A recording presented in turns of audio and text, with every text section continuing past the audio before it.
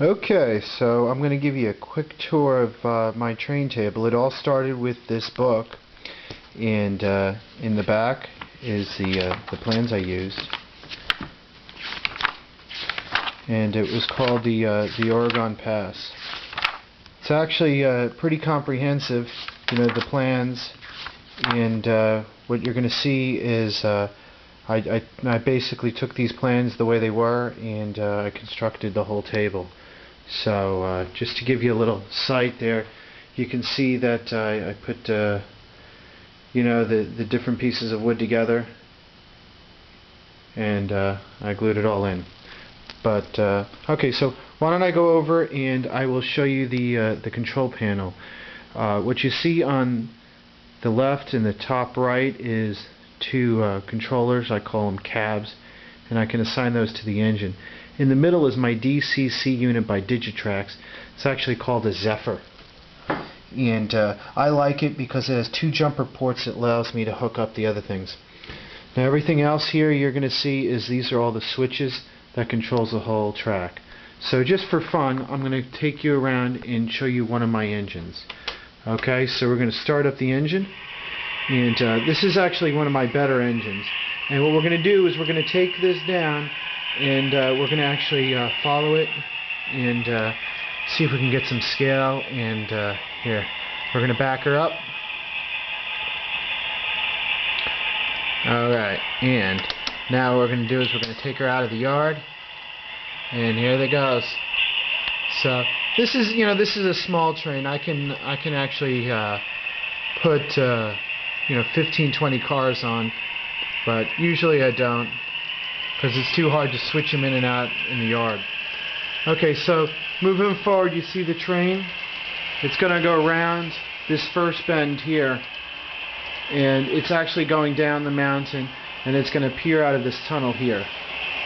Alright, and what it actually does is it goes under this other tunnel here, and there's actually a whole dead track inside there where I store a whole nother train.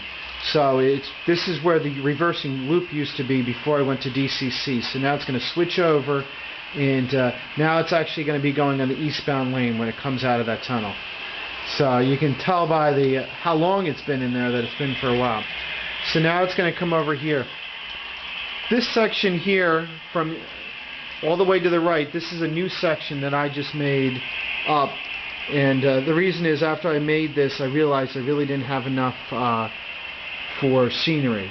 So I started building buildings, but it's a very long and tedious process to build the buildings. I found that out. Up above here is where I started my cement factory, and I started trying to do paper mache and things like that. So what we're doing now is we're going back up, and the train's going to come, and so you can see what it did is basically it went down and it came back up the same way as I've got double tracks.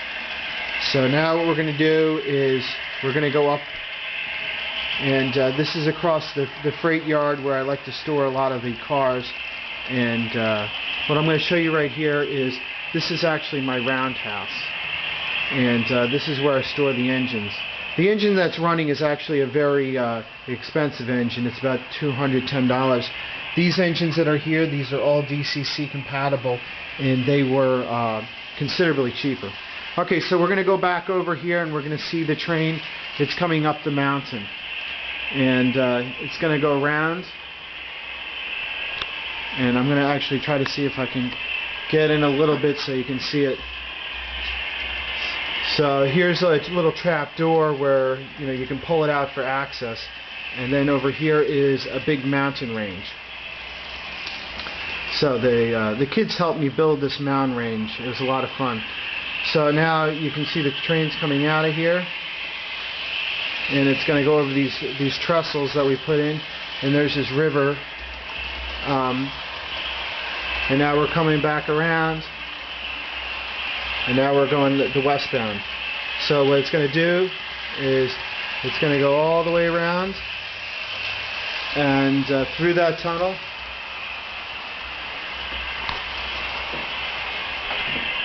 and it's coming all the way. So this is basically, you know, the branch line, and there's lots of sidings. And that's kind of a tour of my train.